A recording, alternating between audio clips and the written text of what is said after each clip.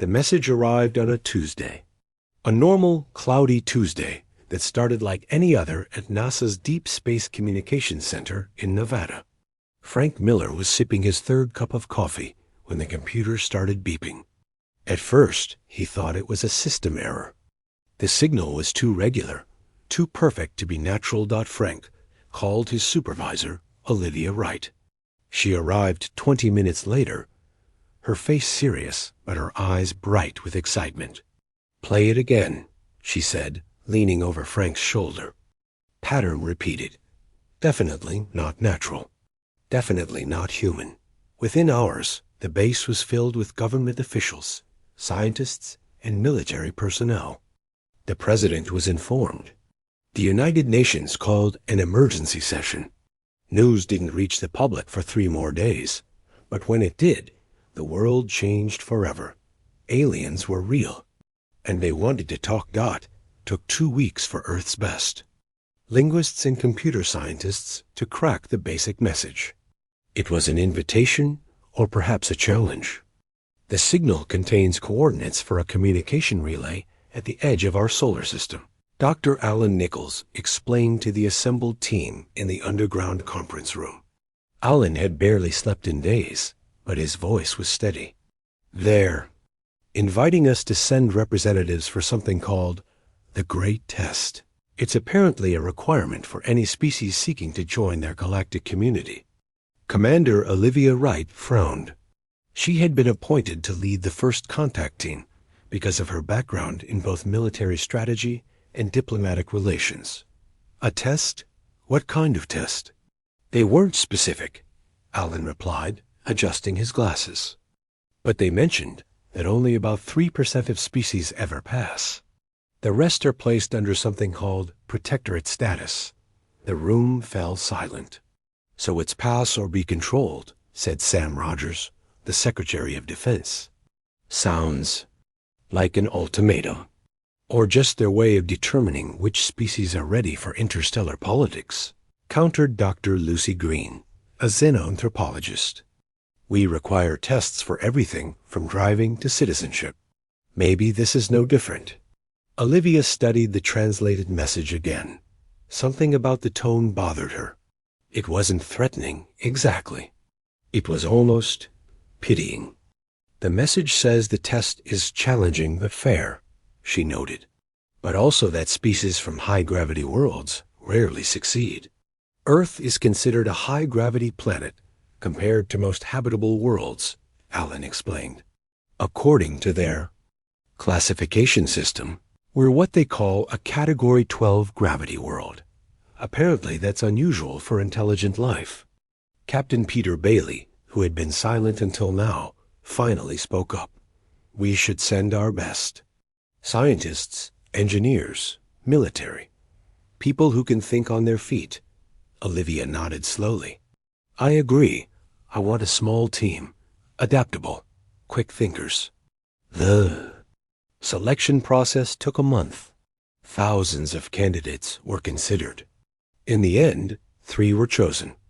Richard Malone from Special Forces, an expert in survival and tactics. He had once survived 3 weeks in the Arctic with nothing but a knife. Doctor. Kate Sanders from the CDC, a brilliant scientist who specialized in adapting to extreme environments.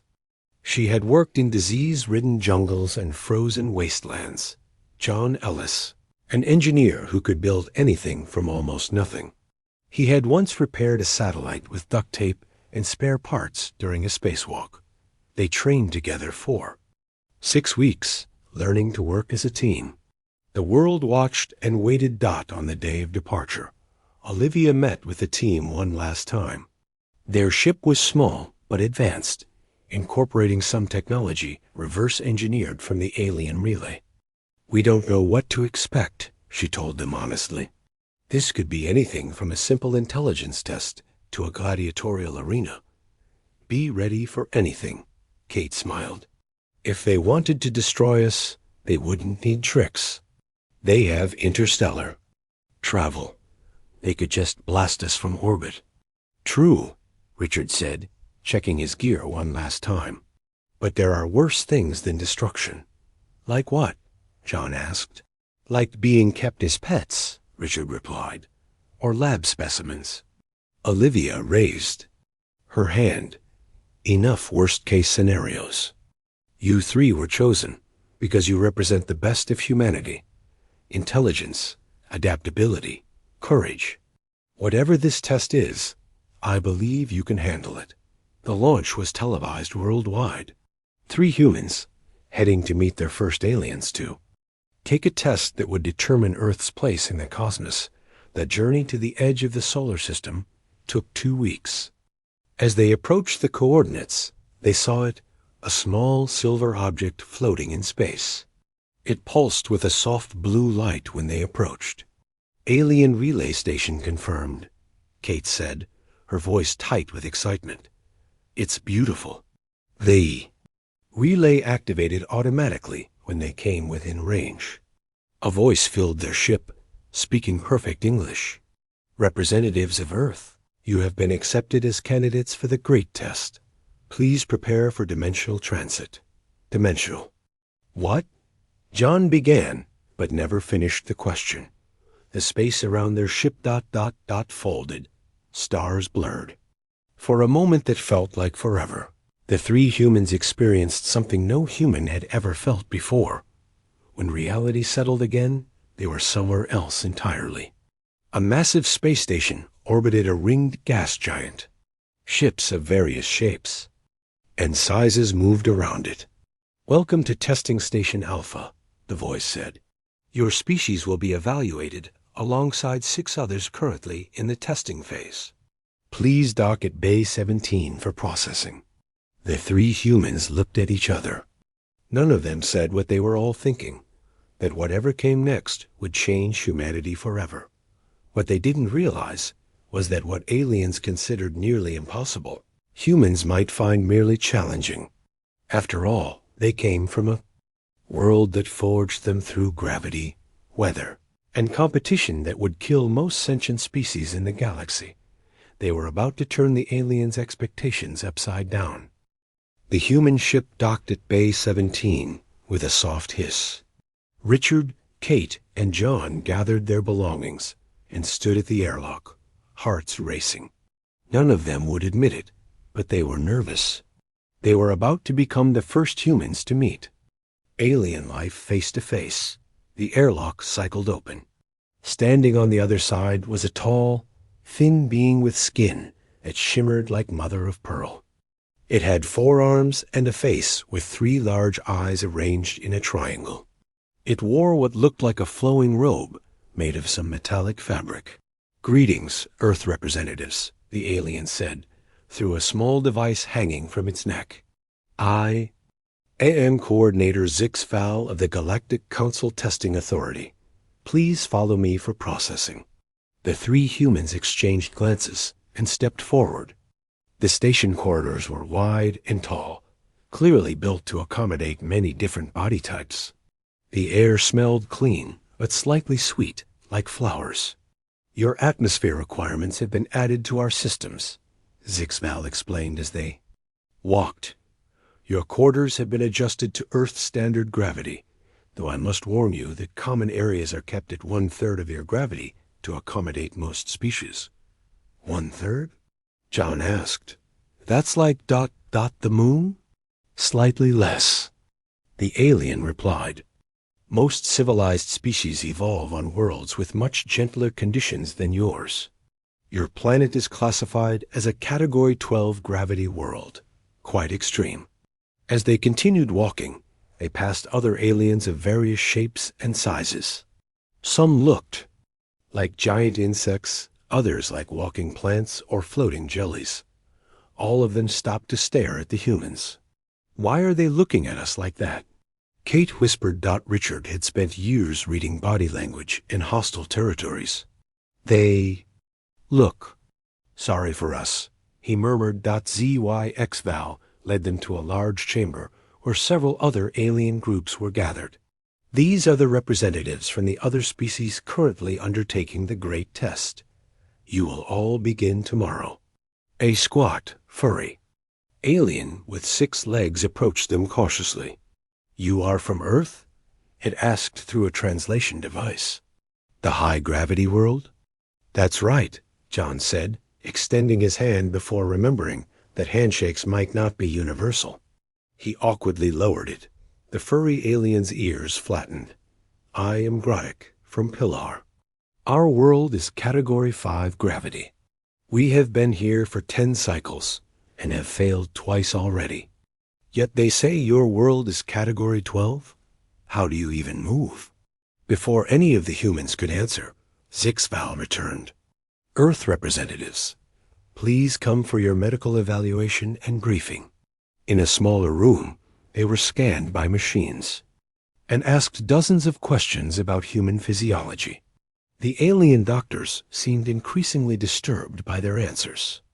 You sleep only once per day cycle? One asked in disbelief. And for less than a third of that time? Your species can run for hours without stopping? Another questioned. You can survive losing 1/5 of your blood volume? A third exclaimed. After the examination, HFY took them to their quarters, a comfortable suite with 3 bedrooms, a common area, and what appeared to be a food preparation station. Rest well, the alien said. Tomorrow will be challenging. I must inform you that no species from a world like yours has ever passed the great test. After HFY left, the 3 humans sat in silence for a moment. Did anyone else notice how surprised they were by basic human stuff? Kate asked. Richard nodded. They think we're freaks. Did you see how that doctor reacted when I told him we can heal broken bones? John was examining the room. The gravity feels normal here, but I bet the test won't be in Earth gravity. That might be part of the challenge. That night, none of them slept well. The beds were comfortable enough, but the knowledge that they carried the hopes of their entire planet made rest difficult. In the morning, they were provided with form-fitting suits that the aliens explained would monitor their vital signs during the test. These will also protect you somewhat, though the test is designed to be non-lethal, HFY assured them as they walked toward the testing chamber. The chamber was enormous, a vast space with various platforms and structures.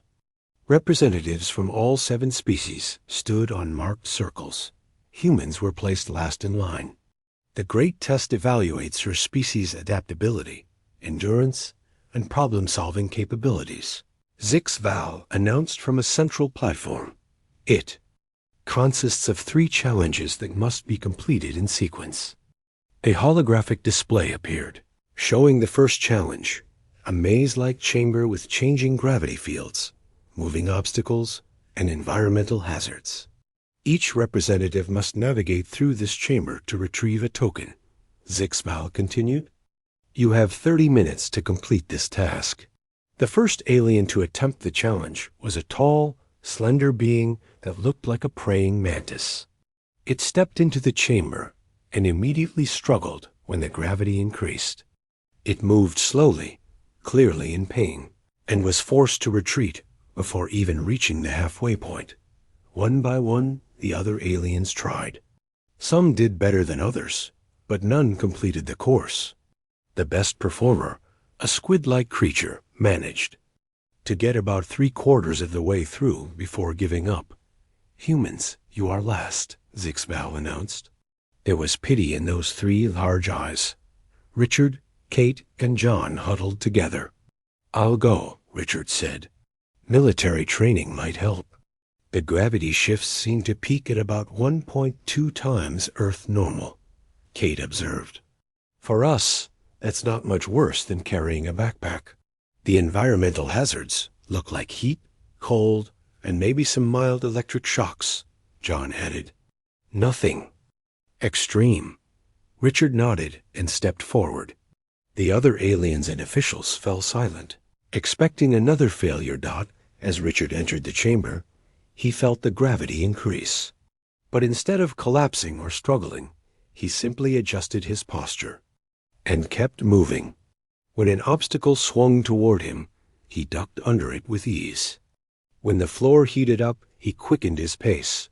The aliens watched in stunned silence as Richard completed in 5 minutes what none of the others could. Finish in 30. When he returned with the token, Zixval's skin had changed color, pulsing, with what might have been shock. Impossible, the alien whispered. A buzz of excited chatter filled the chamber as Richard returned with the token. The other aliens crowded around, their translator devices creating a jungle of overlapping voices. How did you do that? Are all humans this strong? Is it some kind of technology in your suit? Richard looked to Kate and John, unsure how to respond. The challenges that had seemed impossible to the aliens had been merely uncomfortable to him. Zixval raised all 4 hands, calling for silence. The first challenge has been completed by the Earth representative. This is ... unexpected. We will proceed to the second challenge after a short break. As the crowd dispersed, the 3 humans huddled together. Did you see their faces? John whispered. They're completely shocked. Kate nodded. I think we might have been misunderstanding something important. What's extremely difficult for them is just Tuesday for us. Makes sense, Richard replied, taking a drink from his water bottle. They said most species come from low-gravity worlds. They probably have weaker muscles, more fragile bones. A small, round alien with blue fur approached them cautiously. Excuse me, humans. I am Plex, Observer, from the Galactic Science Academy. May I ask you some questions? The humans agreed, and Plex's large eyes blinked rapidly as it activated a recording device. Your representative just experienced gravity shifts up to 1.3 times your Earth normal. On my world, such gravity would crush us instantly. How do you withstand it? John the engineer answered first. Our bodies are built for it. Earth's gravity is strong, and we've evolved with dense bones and strong muscles. And the temperature changes? Plex continued. The heat would cook most species? Internal organs. Kate smiled. Earth has many climate zones. Some parts are very hot, others very cold. Humans live in deserts where temperatures reach 120 degrees and in Arctic regions where it drops below freezing. Our bodies can adjust. Plex's fur rippled in what might have been astonishment. And the electric shocks? Most species' nervous systems would shut down. We use electricity in many of our medical treatments, Kate explained. Small shocks are uncomfortable, but not dangerous to us. Plex finished recording and hurried away, clearly eager to share this information with others. ZYX-Val returned, still looking unsettled. The second challenge will begin now. It tests environmental adaptability in more ... extreme conditions. The testing chamber transformed. 7 sealed pods appeared, each with different internal environments visible through transparent walls. Each representative must remain in their assigned environment for 1 standard hour. Zixval explained. The environments will cycle through various extreme conditions. You may exit at any time if you find it unbearable, but that will constitute a failure. The first environments looked challenging even to human eyes. One was filled with thick, greenish gas. Another appeared to be completely underwater. A third glowed with what looked like radiation. One by one, the aliens entered their ray pods. Within minutes, many were signaling for release. The mantis-like alien lasted longest in a high-pressure environment but ultimately failed after 20 minutes. When it was the humans' turn, they decided Kate should go. Her medical background might help her understand what was happening to her body. Kate's pod contained rapidly changing atmospheric conditions and temperature swings. As she entered, the other aliens watched with the same pity they had shown Richard. Inside the pod, Kate felt the air grow thin, similar to being on a high mountain. Then it became humid and hot, like a tropical jungle. Next came cold that made her shiver. Throughout it all, she regulated her breathing, moved to keep her blood flowing. and used the techniques she had learned working in extreme environments on Earth. The aliens watched in growing amazement as Kate calmly endured conditions that had broken the others. When the hour ended and she stepped out, looking tired but otherwise fine, the chamber erupted in commotion. "Another success for Earth," ZXVAL announced, voice tinged with disbelief. "This is unprecedented." Kate rejoined her teammates, accepting a water bottle from John. "How was it?" Richard asked. "Like going from Death Valley to Mount Everest to the Amazon in an hour," she replied. "Uncomfortable, but nothing we haven't trained for." A group of official-looking aliens had gathered around ZXVAL, engaged in heated discussion. They kept looking at the humans and gesturing wildly. "I think they're arguing about us," John observed. "Probably wondering if we're cheating somehow," Richard suggested. The squid-like alien who had performed best in the first challenge approached them. "Your species is remarkable," it said through its translator. "We believe these tests were designed to be fair for all life forms. But now I wonder if they were created by species who never imagined worlds like yours." Before any human could respond, ZXVAL returned. "The final challenge will begin shortly. It tests problem-solving abilities under stress." The chamber transformed again. This time, 7 stations appeared, each with what looked like a complex puzzle mechanism and a chair. "In this challenge, you must solve a series of logic problems while experiencing mild but increasing discomfort," ZXVAL explained. "The problems adapt to your species' intelligence level, so all face equal difficulty." The aliens took their turns, most managing to solve only a few problems before the discomfort delivered through the chairs they sat in became too distracting. John stepped forward for this challenge. As an engineer, puzzles were his specialty. The chair delivered mild electric shocks, temperature changes, and annoying sounds as John worked through complex, 3-dimensional puzzles that rearranged themselves as he solved each level dot to the watching. Alien's astonishment, John's performance actually improved as the discomfort increased. His focus narrowed, his movements became more precise, and he solved puzzles faster when he completed the final level, something no other species had managed. Room fell completely silent. Then ZXVAL said something that wasn't translated, but sounded very much like a curse word. "The Earth representatives have passed all 3 challenges," the alien finally announced. "This has never happened before with a Category 12 species. The Council will need to be informed immediately." As ZXVAL hurried away, the 3 humans looked at each other, slowly realizing that what the galaxy considered impossible tests were simply everyday challenges on Earth. And the implications of that were just beginning to sink in. John joined his teammates, a puzzled expression on his face. That last challenge wasn't even that hard. The shocks and noise were just minor distractions. "For us, maybe," Kate said. "But look around." The other alien representatives were staring at them with expressions that ranged from awe to fear. Some were huddled together, speaking rapidly in their own languages. Richard leaned in closer to his teammates.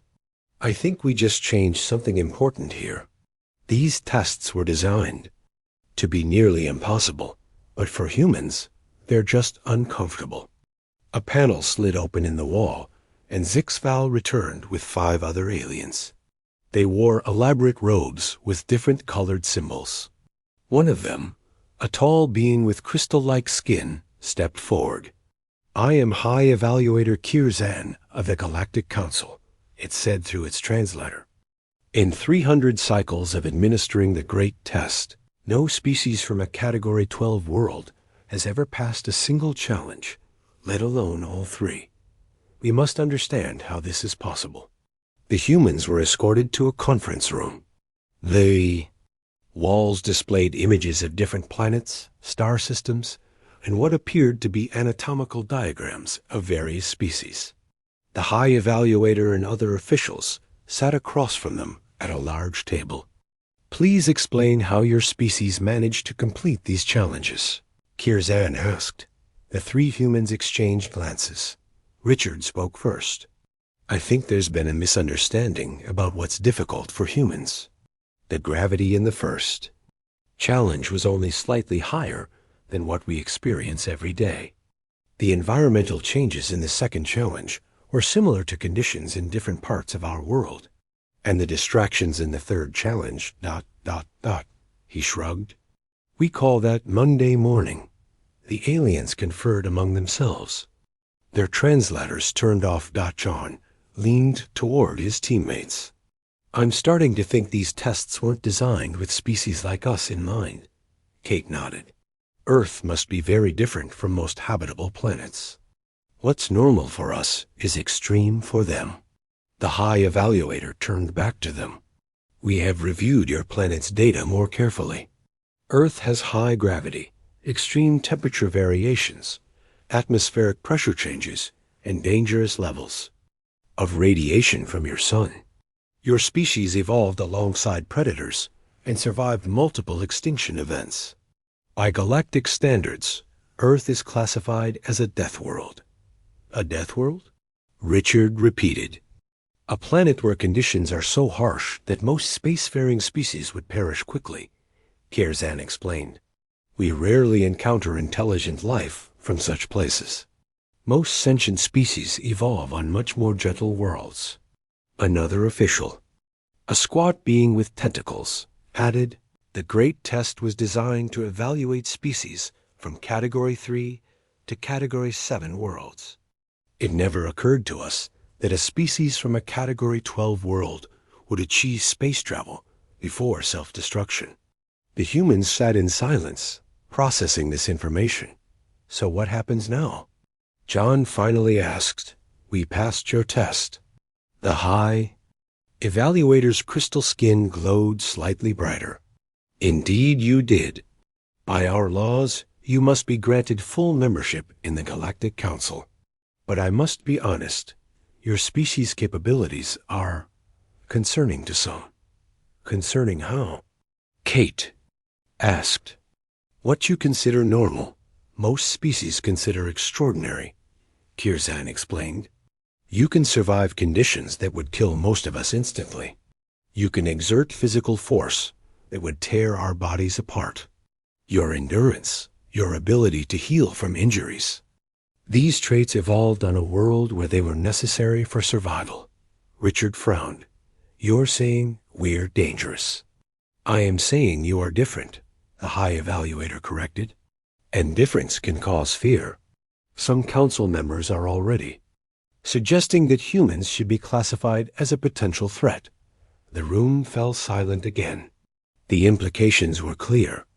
Their performance in the test had demonstrated that humans possessed physical capabilities far beyond most galactic species. Kate leaned forward. We didn't come here to threaten anyone. We came because we want to join your community, to learn and share knowledge. Kirzan's crystalline body shimmered. And that is why I've argued that humanity should be welcomed, not feared. Any species that can evolve on such a world and develop not just technology, but art, music, and compassion. That is a species worth knowing. One of the other officials spoke up, but the security concerns cannot be ignored. A single human could overpower dozens of galactic citizens from most worlds. Then we'll have to prove ourselves through our actions. Not just our physical abilities, John said firmly. The High Evaluator raised a hand like appendage. The Council is still deliberating. For now, you are honored guests. We have much to learn from each other. As the meeting ended, the three humans were escorted to new quarters, larger and more luxurious than before. Through the viewport, they could see the gas giant around which the station orbited, its rings glowing in the light of its star. So we're basically Space Orcs, Richard said with a slight smile. Tough, scary creatures from a harsh world, Kate laughed. I guess so. But hopefully smart Space Orcs. I'm more concerned about what happens when we report back to Earth, John said. Knowing that we're physically superior to most galactic species could go to our heads. Some people might see it as an advantage to exploit. Richard nodded slowly. You're right. We need to make sure Earth understands that this isn't about superiority. It's just different evolutionary paths. A soft chime indicated someone at their door. When it opened, Plex, the small furry scientist from earlier, stood there with several other aliens of different species. Humans, Plex said, sounding excited. We have so many questions about your world. Would you be willing to tell us about Earth? The three humans welcomed their visitors. As they shared stories about mountains and oceans, deserts and ice caps, storms and seasons, they realized something important. They weren't just representing humanity in a test anymore. They were building the foundation for humanity's place in a much larger community. 3 days passed on the station. The human representatives spent their time meeting various aliens, answering questions about Earth, and learning about galactic society. They discovered that the Galactic Council included over 200 species. From across the Milky Way, most living in peaceful cooperation for thousands of years. On the morning of the 4th day, they were summoned to the Grand Chamber, where the Council would announce their decision regarding Earth. I'm nervous, Kate admitted as they walked down the long corridor toward the chamber. This feels like the real test, Richard nodded. Passing their physical challenges was easy. Proving we're not dangerous despite our abilities? That's harder. We just need to show them that strength doesn't determine character, John said. Earth's history has taught us that lesson many times. The Grand Chamber was enormous, with tiered seating filled with representatives from dozens of species. The three humans stood on a central platform, feeling the weight of hundreds of alien eyes upon them. High Evaluator Kirzan stood at a podium, crystal skin glowing brightly. Representatives of Earth, the alien began, voice amplified throughout. The Chamber. The Council has reached a decision regarding your species' admission to galactic society. The room fell silent. Never before has a species from a Category 12 world passed the great test. Your physical and mental capabilities exceed our standard measures by significant margins. This presents both opportunity and concern. Kate held her breath. Richard stood, perfectly still. John fidgeted slightly with the sleeve of his uniform. Some members argued that humans pose an inherent threat due to your physical advantages, Kirzan continued. Others suggested special restrictions or monitoring. However, after much debate and careful review of your planet's history and culture, we have reached a different conclusion. The High Evaluator's crystalline form pulsed with light. Humanity will be granted full membership in the Galactic Council, with all rights and responsibilities that entails. A murmur spread through the chamber. Some aliens seemed pleased, others concerned. Additionally, Kirzan continued, we are establishing a new classification for species like yours. You will be designated as Deathworld adaptives, species whose evolutionary path has granted them exceptional resilience and adaptability. Another alien stepped forward, one with a flowing, plant-like body. The great test must also be redesigned. It was created with an assumption that all intelligent life evolves in similar environments. Your success has proven this assumption false. Kirzan nodded. Earth representatives, we would like to invite your species to help us create new protocols that better account for the full spectrum of planetary conditions where intelligence may arise. Richard stepped forward. We are honored by your trust and would be happy to assist. There is one more matter, the High Evaluator said. Our scientists believe that humans possess unique insights due to your evolutionary background. Many problems that seem insurmountable to other species might be approached differently by humans. We propose an exchange program, knowledge and technology from the Council in return for human perspective and problem-solving capabilities. The three humans glanced at each other, smiling. This was better than they had hoped for. "We accept," Kate said. Earth would be proud to contribute to galactic knowledge. After the ceremony, they were approached by many aliens, offering congratulations and asking questions. Some seemed curious, others still wary, but all were respectful. Plex, the small furry scientist, bounced excitedly around them. "This is wonderful. I have been assigned as your cultural liaison. I will help prepare for the first official delegation from Earth." As the celebration continued, the humans found a quiet corner to talk. "We should contact Earth as soon as possible," John said. "They need to know what's happened here." Richard nodded. "And we need to make sure they understand the situation correctly. We're not superior to these species, just different."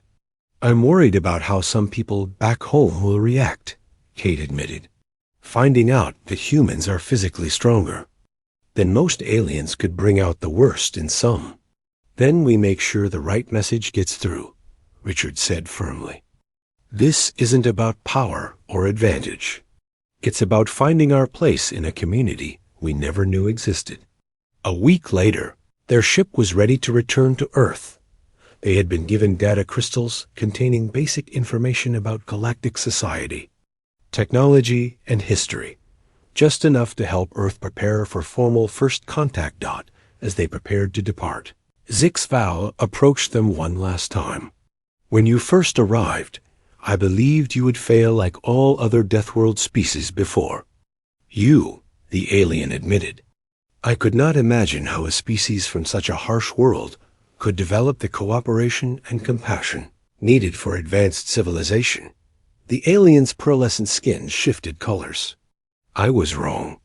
Perhaps it is precisely because your world is so challenging that humans learn to work together, to protect each other, to find strength in unity rather than conflict." Kate smiled. "Earth has shaped us in many ways. Some we're proud of, others we're still working to overcome. But we're eager to learn from you too. Safe journey, humans," ZXVAL said. "When you return, bring your music, your art, your stories. The Council has much to offer in technology and science, but I suspect Earth has equally valuable gifts to share." As their ship detached from the station and began its journey home, the three humans looked out at the stars with new eyes. They had passed a test designed for species from gentler worlds, not through any special talent, but simply because of where they had evolved. Now they faced a different challenge, helping humanity understand its place in a universe far more diverse and far more vulnerable than anyone on Earth had imagined. "So," John said with a smile, "how exactly do we tell everyone back home that we're basically Space Orcs?" Richard laughed, very carefully. "And maybe we leave out the part where most of the galaxy thinks we're terrifying." Kate looked at the data crystal in her hand, containing the first messages from 100 alien worlds. "I think we start by telling them what Kirzan told us. Difference isn't something to fear. It's something to celebrate." As Earth grew from a distant point of light to a blue-green sphere, they prepared to deliver news that would forever change humanity's understanding of its place in the cosmos.